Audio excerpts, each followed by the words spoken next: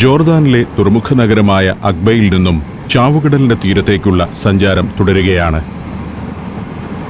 വരണ്ട മരുഭൂപ്രദേശങ്ങളിലൂടെയാണ് യാത്ര. ഇടയ്ക്ക് ഇങ്ങനെ ചില ഒറ്റപ്പെട്ട കെട്ടിടങ്ങൾ കാണാം. പട്ടാള പോസ്റ്റുകളോ നിരീക്ഷണ നിലയങ്ങളോ ആണത്. 120 കിലോമീറ്റർ സ്പീഡിൽ വണ്ടി വിടുകയാണ് ഹാബിസ്. മുന്നിൽ ഇത്തരം ട്രക്കുകൾ ഇടയ്ക്കിടെ കാണാം. ഡെഡ് സീയുടെ തീരത്തേക്ക് പോകുന്നവയാണ്. ചാവുകടൽ തീരത്തെ ഖനികളിൽ നിന്നും ഉൽപ്പന്നങ്ങൾ കയറ്റാനുള്ള പോക്ക്. പൊട്ടാഷ്, ഫോസ്ഫേറ്റ് തുടങ്ങിയ ഖനിജങ്ങൾ ചാവുകടൽ തീരത്തുനിന്നും അഖ്ബയിലെ തുറമുഖത്തേക്ക് എത്തിക്കുക ഇത്തരം ട്രക്കുകളിലാണ്. ഈ രാജ്യത്തിന് ആവശ്യമായ ഒട്ടുമിക്ക വിഭവങ്ങളും അഖ്ബ തുറമുഖത്താണ് വന്നിറങ്ങുന്നത്. ലോഡുമായി തുറമുഖത്തേക്ക് പോകുന്ന ട്രക്കുകളും ഇടയ്ക്കിടെ കടന്നു പോകുന്നുണ്ട്. 2 ട്രെയിലറുകൾ ഘടിപ്പിച്ച കൂറ്റൻ ട്രക്കുകളാണ്. ഇത്തരത്തിലുള്ള നൂറുകണക്കിന് ട്രക്കുകളാണ് ഓരോ ദിവസവും ഈ വഴി കടന്നു പോകുന്നത്. വലിയ ഇറക്കങ്ങൾ ഇറങ്ങി വേണം ചാവുകടലിന്റെ തീരത്തേക്കെത്താൻ. സമുദ്രനിരപ്പുമായി താരതമ്യം ചെയ്താണല്ലോ നാം ഓരോ പ്രദേശത്തിൻ്റെയും ഉയരം വിവരിക്കുന്നത്. എന്നാൽ സമുദ്രനിരപ്പിൽ നിന്നും താഴ്ന്നു കിടക്കുന്ന പ്രദേശമാണ് ഡെഡ് സീ പരിസരം. സാധാരണ സമുദ്രനിരപ്പിൽ നിന്നും 1400 അടി താഴ്ചയിലാണ് ചാവുകടൽ സ്ഥിതി ചെയ്യുന്നത്. ചില ഭാഗങ്ങളിലെത്തുമ്പോൾ ഏതോ അന്യഗ്രഹത്തിന്റെ ഉപരിതലത്തിലാണെന്ന് തോന്നും. പൊട്ടാഷ്, ഫോസ്ഫേറ്റുകൾ, ലൈംസ്റ്റോൺ എന്നിവയാണ് ജോർദാന്റെ പ്രധാന പ്രകൃതി വിഭവങ്ങൾ. 1949 മുതൽ ഇവിടെ ഫോസ്ഫേറ്റ് ഖനനം നടക്കുന്നുണ്ട്. വളം, ഫാർമസ്യൂട്ടിക്കൽസ്, ഡിറ്റർജൻസ്, സ്റ്റീൽ, കോളാപാനീയങ്ങൾ എന്നിവയുടെ നിർമ്മാണത്തിനായി വിവിധ രാജ്യങ്ങൾ ജോർദാനിൽ നിന്നും ഫോസ്ഫേറ്റ് കൊണ്ടുപോകുന്നു. ഭൂമിയിലെ തന്നെ ഏറ്റവും താഴ്ചയിലുള്ള ജനവാസ പ്രദേശങ്ങളാണിതെന്ന് പറയാം. ഗോർഫിഫ എന്ന പ്രദേശത്തേക്കാണ് ഇപ്പോൾ എത്തിയിരിക്കുന്നത്. ഒരു മോസ്കും ഏതാനും വലിയ കെട്ടിടങ്ങളുമൊക്കെ ഇവിടെ കാണാം. ചെറിയൊരു പട്ടണമാണ് ഗോർഫിഫ. അഖ്ബയിൽ നിന്നും ചാവുകടൽ തീരത്തേക്കുള്ള യാത്രയിൽ ഇത്തരം പട്ടണങ്ങൾ അപൂർവമായി മാത്രമേ കാണാറുള്ളൂ. മരുഭൂമിയിൽ അല്പം ജലസാന്നിധ്യമുള്ള പ്രദേശമാണിത്. അങ്ങിങ്ങ് ചെറിയ പച്ചപ്പും വൃക്ഷത്തളിർപ്പുകളും കാണുന്നുണ്ട്. ഗോർഫിഫയിലെ ജനവാസ പ്രദേശം പിന്നിടുന്നതോടെ പിന്നെ കൃഷിയിടങ്ങളാണ് കാഴ്ച. പൊതു ജലസേചന സൗകര്യം ഉപയോഗപ്പെടുത്തി ശാസ്ത്രീയമായ രീതിയിൽ കൃഷി നടത്തുന്ന പ്രദേശങ്ങൾ. മഴക്കാലത്ത് സംഭരിക്കുന്ന വെള്ളം തന്നെയാണ് ഇവിടെയെല്ലാം കൃഷിക്ക് പൊതുവെ ഉപയോഗപ്പെടുത്തുന്നത്.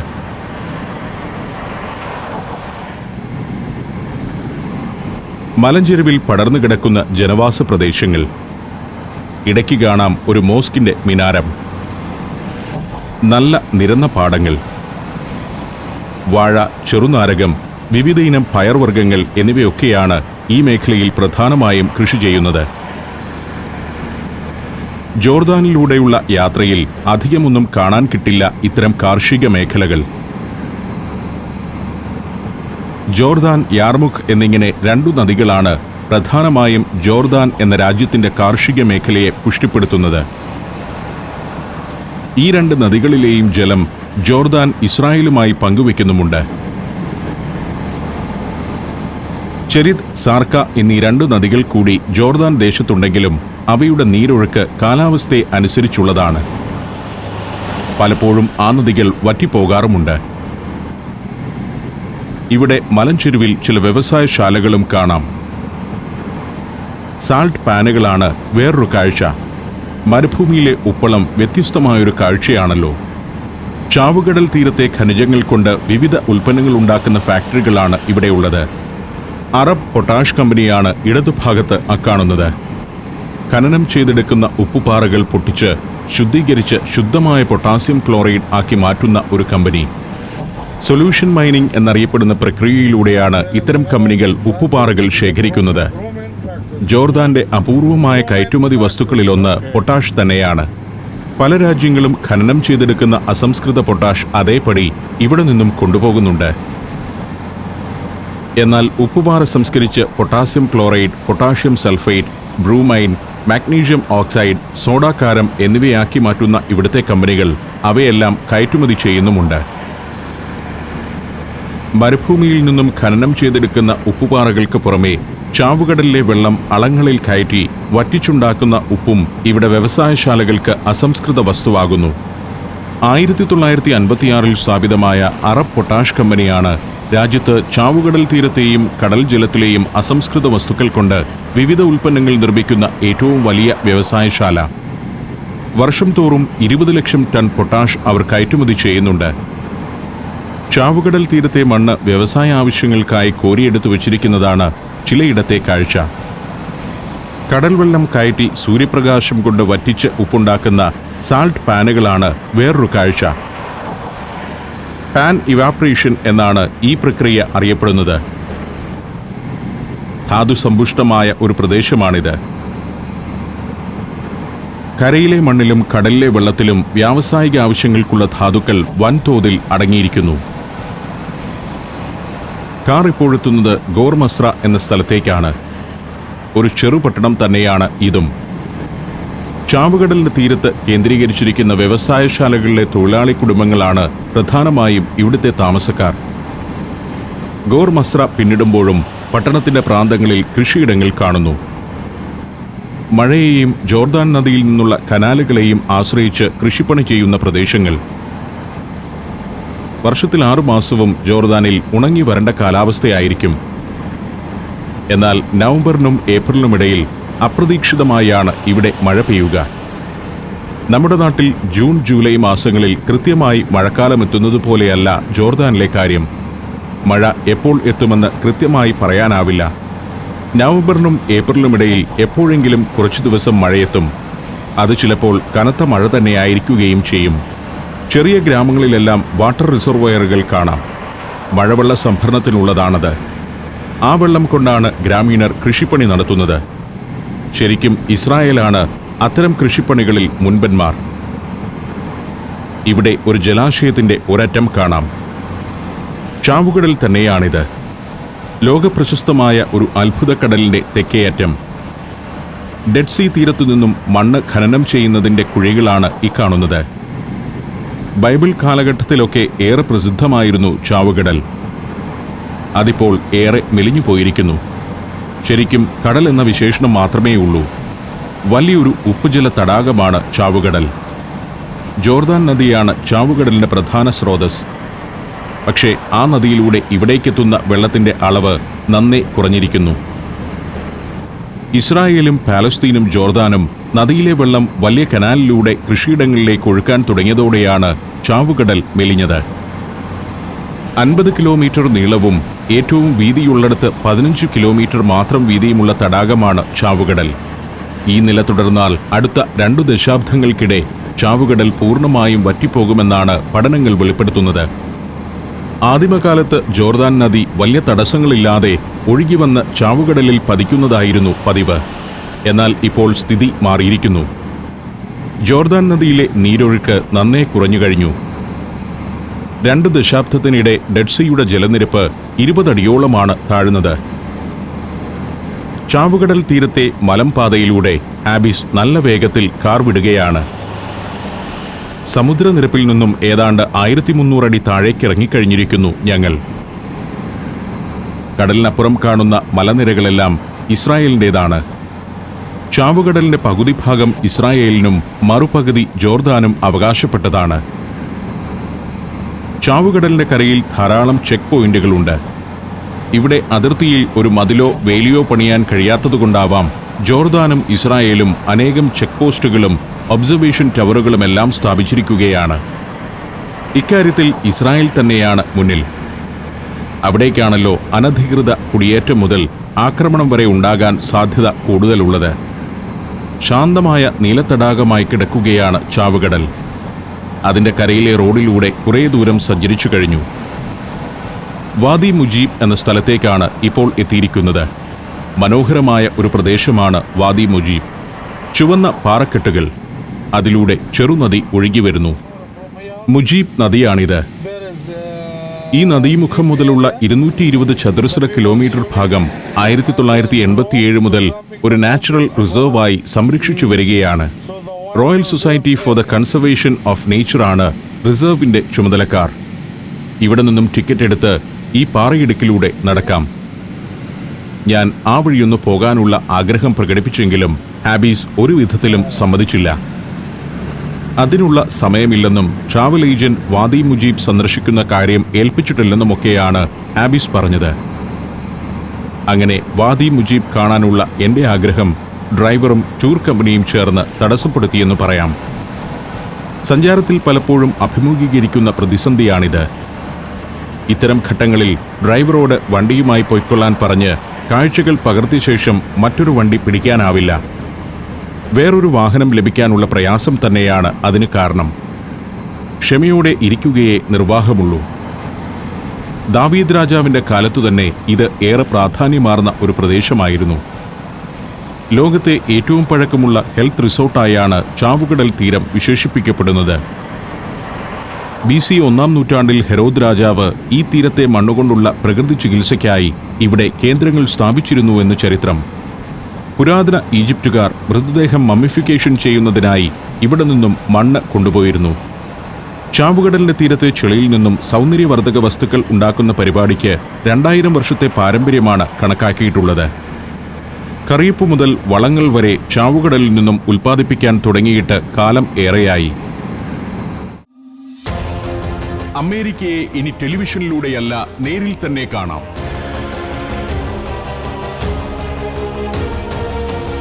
സഞ്ചാരം ഒരുക്കുന്ന 14 ദിവസം നീണ്ടു നിൽക്കുന്ന ഒരു അവിസ്മരണീയ യാത്ര. Wonders of USA.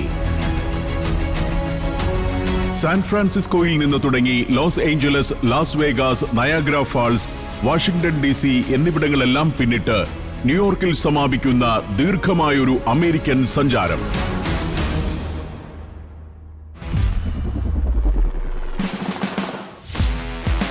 അത്ഭുതകരമായ കാഴ്ചകളിലേക്കും അനുഭവങ്ങളിലേക്കുമുള്ള യാത്ര കൂടിയാണിത്. Golden Gate Bridge, Fisherman's Wharf, Universal Studios, Hollywood Walk of Fame, Hollywood sign, Las Vegas എന്ന ഉല്ലാസ നഗരം, Grand Canyon, Hoover Dam, Niagara Falls, White House, 9/11 memorial തുടങ്ങി നൂറുകണക്കിന് കാഴ്ചകൾ.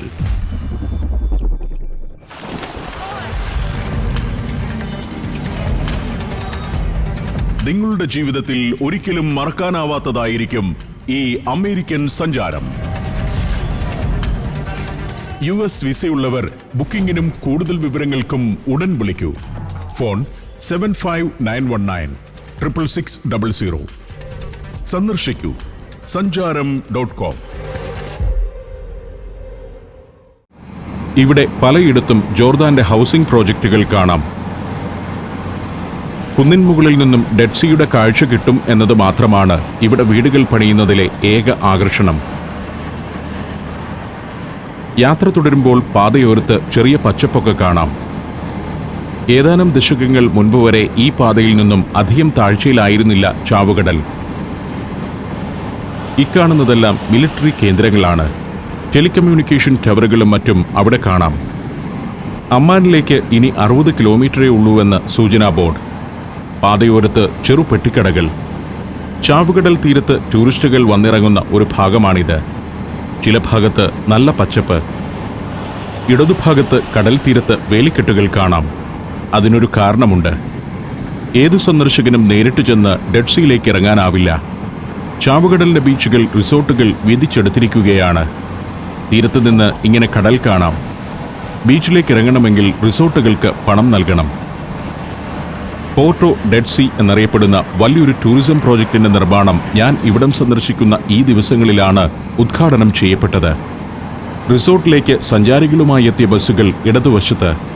അമ്മാൻ ബീച്ച് എന്ന ഒരു ബീച്ച് റിസോർട്ട് താഴെയുണ്ട്. അത്തരത്തിൽ ധാരാളം ഹോട്ടലുകളും റിസോർട്ടുകളും ഡെഡ് സീയുടെ ഈ ഭാഗത്ത് കേന്ദ്രീകരിച്ചിരിക്കുന്നു. ഇസ്രായേലിൻ്റെതായ തീരഭാഗങ്ങളിലുമുണ്ട് അനവധി റിസോർട്ടുകൾ. സാധാരണഗതിയിൽ റിസോർട്ടുകളിൽ മുറിയെടുത്തെങ്കിൽ മാത്രമേ ചാവുകടലിലേക്ക് ഇറങ്ങാനോ ആ വെള്ളത്തിൽ പൊങ്ങിക്കിടക്കാനോ കഴിയൂ. ആർക്കും തോന്നുമ്പോൾ ചെന്നിറങ്ങാവുന്ന ബീച്ചുകളല്ല ഡെഡ് സീയിലേത്. ധാരാളം പ്രൈവറ്റ് റിസോർട്ടുകൾ. ഇടതുഭാഗത്ത് ഇക്കാണുന്നതെല്ലാം അതുതന്നെയാണ്. Marriott, Kempinski, Holiday Inn, Movenpick, Crowne Plaza എന്നിങ്ങനെയുള്ള ഇന്റർനാഷണൽ ഗ്രൂപ്പുകൾക്ക് ഇവിടെ ഹോട്ടലുകളും റിസോർട്ടുകളുമുണ്ട്. അമ്മാൻ ബീച്ച് എന്നൊരു റിസോർട്ടിലേക്കാണ് ആബിസ് എന്നെ കൊണ്ടുപോകുന്നത്.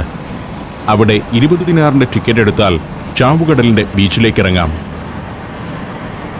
ബീച്ചിലേക്കിറങ്ങാൻ ടിക്കറ്റ് എടുക്കേണ്ട ഒരു രാജ്യമാണ് ജോർദാൻ എന്ന് ചുരുക്കം. കാർ അമ്മാൻ ബീച്ചിന്റെ പാർക്കിങ്ങിൽ നിർത്തി ഹാബിസ് ഇറങ്ങി മുൻപേ നടക്കുന്നു. നമ്മുടെ 2000 രൂപയ്ക്ക് തുല്യമായ തുക നൽകി ഇവിടെ നിന്നും ടിക്കറ്റ് എടുക്കണം. കടലിൽ ഇറങ്ങുന്നവർക്കുള്ള നിർദ്ദേശങ്ങൾ ഇവിടെ എഴുതി വച്ചിട്ടുണ്ട്. കടലിലേക്ക് ഡൈവ് ചെയ്യരുത്. തീരത്തു നിന്നും അധികം അകലേക്ക് നീന്തിപ്പോകരുത്. കണ്ണിലും വായിലും കടൽ ജലം തട്ടാതിരിക്കാൻ ശ്രദ്ധിക്കണം.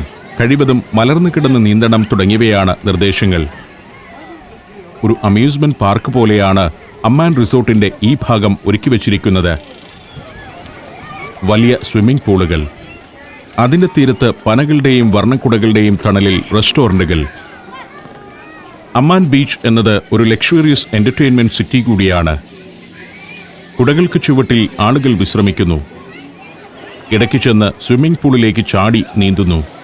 തിരിച്ചു വന്നിരുന്ന് ഭക്ഷണം ഓർഡർ ചെയ്യുന്നു. ചിലർ വെള്ളത്തിലേക്ക് ഡൈവ് ചെയ്യുന്നു. ഇങ്ങനെ ചാവുകടലിന്റെ കരയിൽ ഒഴിവുദിനങ്ങൾ ചിലവഴിക്കാൻ വിദേശികളും ജോർദാനിലെ സമ്പന്നരും എത്തുന്ന ഒരു സ്ഥലമാണിത്. സ്വിമ്മിംഗ് പൂളിൽ ചാടുന്ന ടൂറിസ്റ്റുകൾ ഇവിടെ കുറവാണ്. അവർ ഈ പൂളും കടന്നാൽ എത്തുന്ന ബീച്ചിലേക്കാണ് പോവുക. പലതരം റെസ്റ്റോറന്റുകളുണ്ട് അമ്മാൻ ബീച്ചിൽ. പക്ഷേ അമിതമായ വിലയാണ് ഇവിടെ. ജോർദാനിലെ വലിയ സമ്പന്നർക്ക് മാത്രം പ്രാപ്യമാകുന്ന റിസോർട്ടാണ് അമ്മാൻ ബീച്ച് പോലെയുള്ളവയെന്ന് പറയാം. സാധാരണ ജീവിതം നയിക്കുന്ന ബന്ധുക്കളൊന്നും ഇവിടെ വരാറില്ല. ഡെഡ് സീ പ്രേക്ഷകരെ കാണിക്കാനായി ചിത്രീകരിക്കാൻ മറ്റു വഴിയില്ലാത്തതുകൊണ്ട് മാത്രം ഞാൻ ഇവിടേക്ക് വന്നതാണ്. ജോർദാനിൽ ഡെഡ് സീ കാണാൻ ഈ വഴി അവലംബിക്കുകയേ മാർഗമുള്ളൂ. ഇതാണ് റിസോർട്ടിൽ നിന്നും ഡെഡ് സീയിലേക്കുള്ള പാത.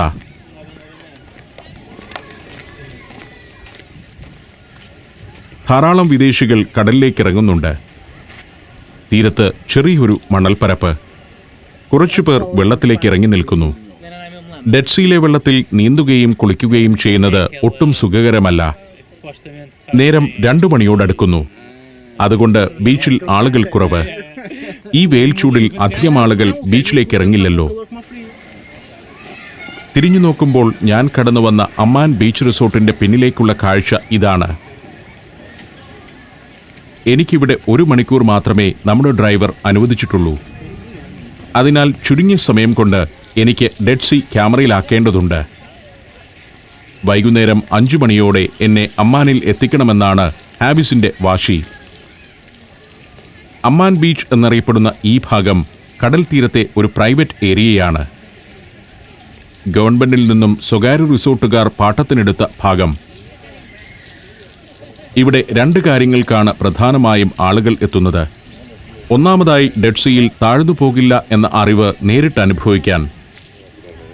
രണ്ടാമത്തെ പരിപാടി ഇതാണ്. ഡെഡ് സീയുടെ തീരഭാഗത്തു നിന്നും എടുക്കുന്ന ഒരുതരം ചെളി ശരീരമാസകലം തേച്ചു പിടിപ്പിച്ചുള്ള ത്വക് സൗന്ദര്യ സംരക്ഷണ പരിപാടിയാണിത്. ഈ ചെളി ദേഹത്ത് പുരട്ടി വെയിലേറ്റ് കുറച്ചുനേരം നിൽക്കുന്നത് ആരോഗ്യദായകമാണെന്നാണ് ഇവർ പറയുന്നത്. ധാതുലവണങ്ങൾ അടങ്ങിയ ഈ ചെളി ചർമ്മരോഗങ്ങൾ ചെറുക്കുമത്രേ. ചെളി ദേഹത്ത് പുരട്ടിത്തരാൻ ഇവിടെ ആളുകളുണ്ട്. നിശ്ചിത തുക നൽകിയാൽ ഇവരിങ്ങനെ ചെളി തേപ്പിച്ച് കറപ്പിച്ചു തരും. കുറേ നേരം ആ ചെളിയുമായി വെയിലത്തു നിന്ന ശേഷം ചാവുകടലിലിറങ്ങി അത് തേച്ചു കഴുകിക്കളയാം.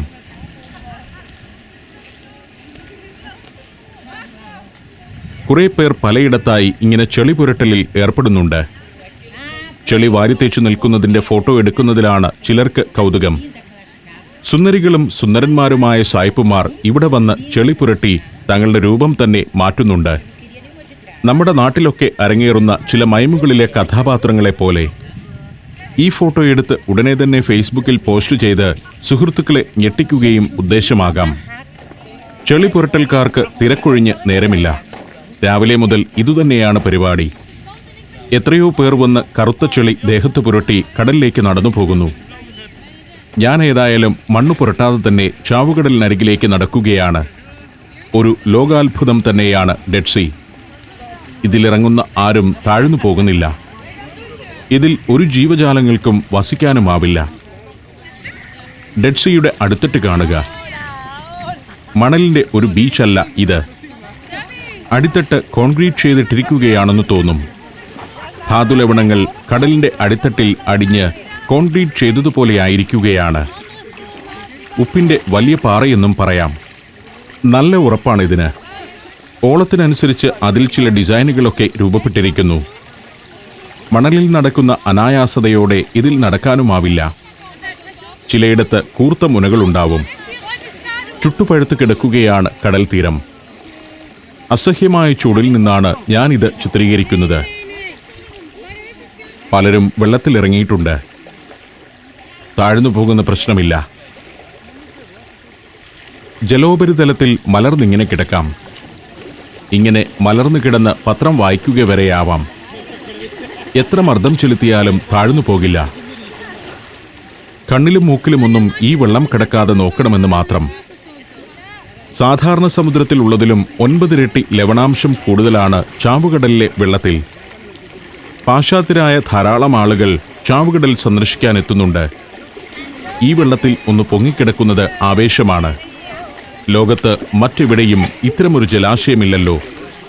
ജോർദാനിലും ഇസ്രായേലിലും എത്തുന്ന സഞ്ചാരികളിൽ നല്ലൊരു ശതമാനവും ചാവുകടൽ കാണാനും പൊങ്ങുതടി പോലെ അതിൻ്റെ ഉപരിതലത്തിലൊന്ന് മലർന്നു കിടക്കാനും വരുന്നവർ തന്നെയാണ്. ജോർദാനും ഇസ്രായേലും ചാവുകടൽ മേഖലയിൽ ഹെൽത്ത് ടൂറിസത്തെയാണ് പ്രോത്സാഹിപ്പിക്കുന്നത്. ഡെഡ് സീ ട്രീറ്റ്മെന്റ്സ് എന്നൊരു പ്രയോഗം തന്നെയുണ്ട് ജോർദാനിൽ. കൂടുതൽ ആളുകൾ എത്തിക്കൊണ്ടിരിക്കുന്നു. ഇതേ പ്രവർത്തനങ്ങളെല്ലാം അക്കരെ ഇസ്രായേലിലും നടക്കുന്നുണ്ട്. ഇസ്രായേലിനാണ് ബീച്ചുകൾ കൂടുതലുള്ളത്. ഡെഡ് സീയുടെ ലവണസമ്പുഷ്ടമായ ഓളങ്ങൾക്കരികെ കാഴ്ചകൾ കണ്ടുകൊണ്ട് ഞാൻ അങ്ങനെ നിന്നു.